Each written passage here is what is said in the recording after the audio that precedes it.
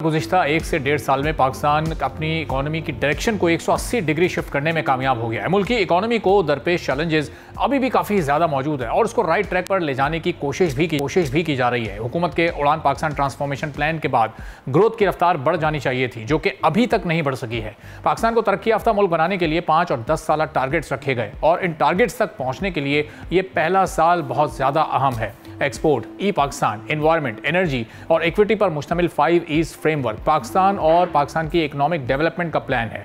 हुकूमत मईशत को export lead economy बनाने की कोशिश कर रही है, जिसके लिए 5 सालों में $60 अरब का हदफ रखा गया है। गुज़िश्ता साल पाकिस्तान की एक्सपोर्ट $32 अरब से थोड़ी ज़्यादा रही, यानी हर साल हमें $6 अरब की एक्सपोर्ट को बढ़ाना होगा, तब जाकर इस बड़े हदफ को हासिल किया जा सकता है। लेकिन हुकूमत की एक्सपोर्ट लेड इकोनॉमी की पॉलिसी मुसलसल नाकाम हो रही है और इस नाकामी में सबसे ज़्यादा बढ़ती हुई इंपोर्ट्स का किरदार है। इस वक्त मुल्क की मईशत इंपोर्ट लेड इकोनॉमी बन चुकी है, जिसकी वजह से ट्रेड डेफिसिट में भी नुमाया इजाफा हो रहा है। करंट फिस्कल ईयर के इब्तदाई 2 माह के दौरान पाकिस्तान की एक्सपोर्ट अपने सेट टारगेट के मुकाबले में कम रफ्तार से बढ़ रही है और सिर्फ $5.11 अरब तक ही पहुंच सकी हैं, जिसकी वजह से ट्रेड डेफिसिट भी वाज़ेह तौर पर आने वाले दिनों में बढ़ता जाएगा। फिस्कल ईयर अभी सिर्फ शुरू हुआ है, लेकिन मुल्क में इस वक्त सैलाब से अरबों डॉलर्स का जो नुकसान हुआ है, इसकी वजह से इस साल अच्छे रिजल्ट हासिल करना तकरीबन नामुमकिन है। हुकूमत गुड FDI फ्रेमवर्क के तहत काम जरूर कर रही है, जिसकी मदद से हर गुजरते दिन के साथ मुल्की और फॉरेन इन्वेस्टर का एतमाद भी बहाल होता जा रहा है। बीजिंग में हुई बिजनेस टू बिजनेस कॉन्फ्रेंस में चाइनीज कंपनीज के साथ अरबों डॉलर्स के MOUs और जॉइंट वेंचर्स अगर मुस्बत अंदाज में आगे बढ़ते हैं तो ये गेम चेंजर साबित हो सकते हैं। फॉरेन इन्वेस्टर्स के पाकिस्तान पर एतमाद में इजाफा हुआ है और मुल्क में कारोबार करने के लिए ईज ऑफ डूइंग बिजनेस का माहौल बनाने की कोशिश की जा रही है।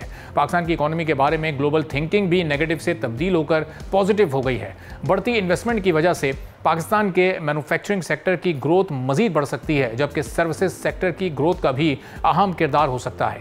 IMF भी इस वक्त पाकिस्तान की इकोनॉमिक परफॉर्मेंस से मुतमईन लग रहा है और गवर्नमेंट की इकोनॉमिक पॉलिसीज़ और अप्रोच की तारीफ कुछ अरसे पहले कर चुका है, लेकिन IMF मुसलसल हुकूमत को अपने खर्चे कम करने और रेवेन्यू बढ़ाने की एडवाइस करता रहा है और हुकूमत इसमें नाकाम रही है। गुज़िश्ता साल तकरीबन 13,000 अरब टैक्स रेवेन्यू का टारगेट रखा गया, जो कि बाद में एडजस्टमेंट के बावजूद भी हासिल ना किया जा सका।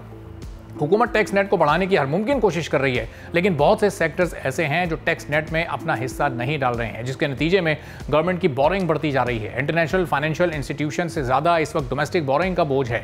2 माह की टैक्स कलेक्शन के शॉर्टफॉल के बाद यह खदशा है कि करंट फिस्कल ईयर के आखिर में हुकूमत को बड़े फिस्कल डेफिसिट का सामना करना पड़ सकता है।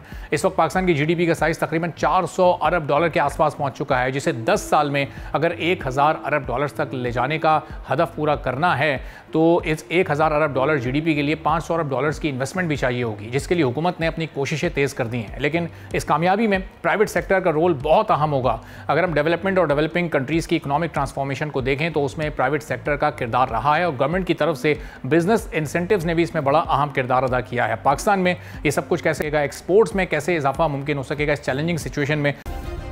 सब्सक्राइब करें और बेल दबाएं ताकि कोई खबर रह न जाए।